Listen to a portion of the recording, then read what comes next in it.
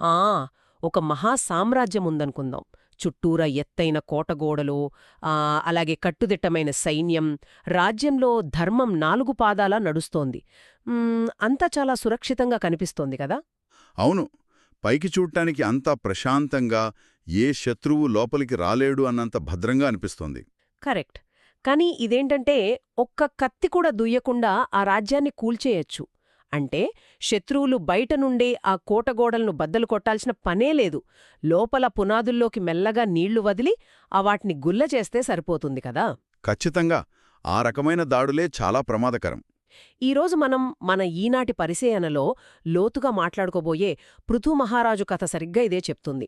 ఇది కేవలం ఒక పాట పురాణ కథ మాత్రమే కాదు. నాయకత్వానికి అలాగే పరిపాలనకు సంబంధించిన అత్యంత సూక్ష్మమైన వ్యూహం. నిజమే. చరిత్రలో అయినా సరే, లేదా పురాణాలలో అయినా బహిరంగ యుద్ధాల గురించి చాలా గొప్పగా వర్ణిస్తూ ఉంటారు కదా. కానీ ఆయుధాలతో రక్తం చిందించే యుద్ధాల కన్నా అదృశ్యంగా జరిగే ఇలాంటి మానసిక యుద్ధాలు ఎంతో ప్రమాదకరమైనవి. అవును, అవి కంటికి కనిపించవు కదా. కరెక్ట్. పృథు మహారాజు జీవితంలో మనం విశ్లేషిస్తున్న ఈ ఘట్టం అలాంటి ఒక అదృశ్య యుద్ధానికి సంబంధించినదే. ఆయన అప్పటికే తన అంతర్గత అహంకారాన్ని జయించాడు, ఒక గొప్ప పాలకుడుగా స్థిరపడ్డాడు కూడా. కానేంటంటే, ధర్మం సుస్థిరంగా ఉన్న చోట కూడా బాహ్య సవాళ్లు తమ రూపు మార్చుకుని మరీ వస్తూనే ఉంటాయి. ఖచ్చితంగా. అయితే ఆ సవాళ్లు ఈసారి కత్తుల రూపంలో రాలేదు.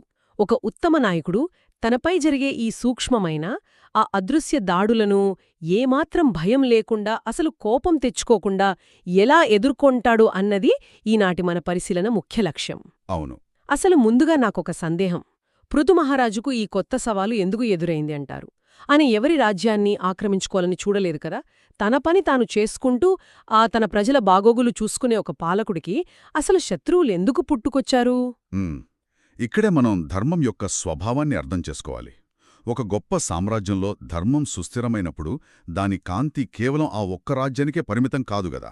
అంటే పక్క రాజ్యాలకు కూడా పాకుతుందంటారా? అవునండి. అది క్రమంగా సరిహద్దులు దాటి ప్రపంచమంతా వ్యాపిస్తుంది. పృథుమహారాజు పరిపాలనా విధానం, ఆయన సత్యసంధత, అలాగే ఆయన ప్రజల పట్ల చూపే వాత్సల్యం ఇతర ప్రాంతాలకు చాలా వేగంగా పాకాయి. ఓహో. సహజంగానే కొందరు పాలకులకు ఆయన ఒక ఆదర్శంగా నిలిచాడు. కాని అందరూ రాజులు అలా సానుకూలంగా ఆలోచించరు కదా. పృథుమహారాజు ఎవరిమీద దండెత్తకపోయినా ఆయన ఉనికి వాళ్లకొక ముప్పుగా మారింది. ముప్పుగా ఎందుకు మారింది? ఆయన వాళ్ల జోలికే వెళ్లలేదు కదా. ఎందుకంటే ఆయన పాలన ఒక అద్భుతమైన ప్రమాణాన్ని, అంటే ఒక స్టాండర్డ్ని సృష్టించింది.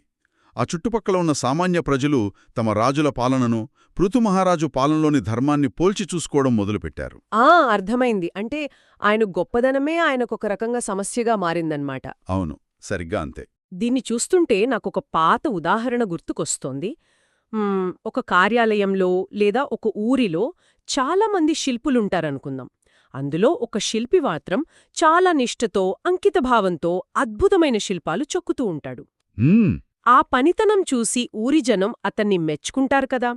కాని మిగతా శిల్పులు తమ పనితనాన్ని మెరుగుపరుచుకునే ప్రయత్నం అస్సలు చెయ్యరు. పైగా ఈ గొప్ప శిల్పి ఉండటం వల్లే మన లోపాలు, మన బద్ధకం జనాలకు బయటపడుతున్నాయి కదా అని భయపడతారు. ఖచ్చితంగా ఆ అభద్రతాభావం వస్తుంది. అవును.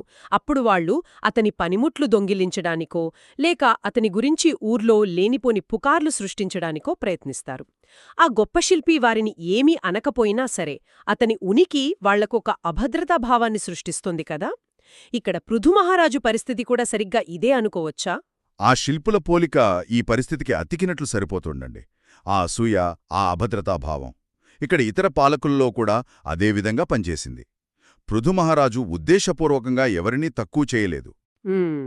ఆయన ఆచరించే ధర్మం ఒక స్వచ్ఛమైన అద్దంలా పనిచేసింది. ఆ అద్దంలో పక్క రాజ్యాల పాలకులకు తమలోని స్వార్థం, వాళ్ల అసమర్థత స్పష్టంగా కనిపించాయి. తమను తాము సరిదిద్దుకునే బదులు ఆ అద్దాన్ని పగలగొట్టాలని చూశారన్నమాట. అవును, వాళ్ళదే నిర్ణయించుకున్నారు. అప్పుడే మెల్లగా గుసగుసలు మొదలయ్యాయి. ఆ అసూయపడే రాజులు రహస్యంగా ఏకమయ్యారు. ఆ గుసగుసలు క్రమంగా ఒక కుట్రగా మారాయి. సరే, శత్రువులేకమయ్యారు. కాని వారు నేరుగా ఆ బహిరంగ యుద్ధానికి రాలేదు కదా. ఒకవేళ బహిరంగంగా సైన్యం వస్తే పృథుమహారాజు సైన్యం వాళ్లని చాలా సులభంగా ఎదుర్కొనేది. మరి ఈ కనిపించని ఒత్తిడిని అదృశ్యంగా జరుగుతున్న దాడిని వారసలు ఎలా అమలు చేశారు? మ్మ్. పృథు మహారాజు సృష్టించిన సమతుల్యతను దెబ్బతీయడానికి వాళ్లు ఎంచుకున్న మార్గమేమిటి? వారెంచుకున్నది మానసిక యుద్ధం. అంటే నేరుగా కత్తితో దాడి చేయకుండా సామ్రాజ్యం లోపల సూక్ష్మమైన అలజడులు సృష్టించే ప్రయత్నమన్నమాట. అంటే లోపలి నుంచే దెబ్బతీయడం. ఎలాంటి అలజడులు అంటారు? ఉదాహరణకు రహస్యంగా వ్యాపార మార్గాల్లో అడ్డంకులు సృష్టించడం, బయటి నుండి వచ్చే నిత్యావసర వస్తువులను ఆపేయడం ద్వారా రాజ్యంలో కృత్రిమంగా ఒక కొరతను సృష్టించారు. ఓహో, అంటే ఎకనామిక్ బ్లాకేడ్ లాగా అనమాట. అవునండి. అలాగే పృథు మహారాజు మీద వ్యతిరేకత పెంచేలా ప్రజల్లో అకారణమైన భయాన్ని కలిగించే పుకార్లను వ్యాప్తి చేశారు. మిత్రరాజ్యాల మధ్య ఏవో విభేదాలు వచ్చేలా చాలా సూక్ష్మంగా పావులు కదిపారు. చాలా వ్యూహాత్మకంగా చేశారు. అవును. ఒక సామ్రాజ్యం లోపల అంతర్గత కలహాలు రేపితే అప్పుడు పృథు మహారాజు దృష్టి తన పాలన మీద నుండి పక్కకు మళ్లుతుందని, ఆ గందరగోళంలో సామ్రాజ్యం దానంతటదే కుప్పకూలిపోతుందని వారి వ్యూహం. కానీ ఇక్కడ ఒక ప్రాక్టికల్ సమస్య ఉంది కదా. ఒక మహాచక్రవర్తి తనపై ఇలాంటి కుట్రలు జరుగుతున్నాయని తెలిసినప్పుడు మౌనంగా కూచోవడం కరెక్ట్ అనిపించుకుంటుందా? అంటే సాధారణంగా ఇలాంటి సమయాల్లో ఏ రాజుకైనా విపరీతమైన కోపమొస్తుంది కదా. కవ్వింపు చర్యలకు పాల్పడుతున్న ఆ పొరుగురాజుల తలలు నరికి తన సత్తా ఏమిటో ప్రపంచానికి చాటి చెప్పాలని అనుకుంటాడు. ఒకవేళ రాజు మౌనంగా ఉంటే తన ప్రజలే ఆయనను బలహీనుడనుకుంటారు కదా, శత్రువులకు భయపడ్డాడు అని కూడా అనుకుంటారు. నిజమే. మరి పృథు మహారాజు ఆ రిస్క్ ఎందుకు తీసుకున్నాడు? ఆయన వెంటనే ఎందుకు స్పందించలేదు అంటారు? ఇదొక చాలా తార్కికమైన ప్రశ్న. పైకి చూసేవారికి ఎవరికైనా సరే అది మౌనంలా లేదా ఒక బలహీనతలా కనిపించొచ్చు. కాని నిజమైన నాయకత్వమంటే ఉద్రేకంతో తీసుకోబడే నిర్ణయాలు కాదు. ఈ సవాలును పృథు మహారాజు ఎలా చూశాడంటే, ఇక్కడ ఆ శారీరక బలం ప్రదర్శించడం ముఖ్యం కాదు, స్పష్టత ముఖ్యం అని ఆయన గ్రహించాడు. కుట్రలు జరుగుతున్నాయని తెలియగానే ఆయన వెంటనే కత్తిపట్టుకోలేదు. ఎందుకంటే శత్రువు కోరుకునేది కూడా సరిగ్గా అదే. అంటే ఆయనకు కోపం తెప్పించి ఆ కోపంలో తప్పులు చేసేలా చేయడం వాళ్ల వ్యూహమా? ఖచ్చితంగా. పృథు మహారాజు సహనం కోల్పోయి వారిపై దాడికి దిగితే అప్పుడు ఆ నెపాన్ని చూపి మిగతా రాజులందరినీ ఏకం చేసి పృథు మహారాజు ఒక దురాక్రమణదారుడు అని నిరూపించాలని వారి కుట్ర కావచ్చు కదా. అర్థమైంది. ఒక ట్రాప్ లాగా వేశారన్నమాట. అవును. ఒక సమస్య వచ్చినప్పుడు దాన్ని పూర్తిగా అర్థం చేసుకోకుండా కేవలం కోపంతో ఎదురుదాడి చేస్తే పరిస్థితులు మరింత విషమిస్తాయి కదా. ఈ అదృశ్య యుద్ధంలో వాళ్లు విసిరిన వల అదే. దాన్ని ఆయన చాలా స్పష్టంగా గమనించాడు. ఇక్కడ ఓపిక అనేది ఆయుధం కంటే ఎంతో వ్యూహాత్మకమైనది అని ఆయన నమ్మాడు. కోపాన్ని పక్కన బెట్టి ఓపికతో వ్యవహరించడం చాలా అర్థవంతంగానే ఉంది. కాని ఆ బయట అల్లకల్లోలం సృష్టిస్తుంటే లోపల ఓపికగా కూర్చుంటే సరిపోదు కదా.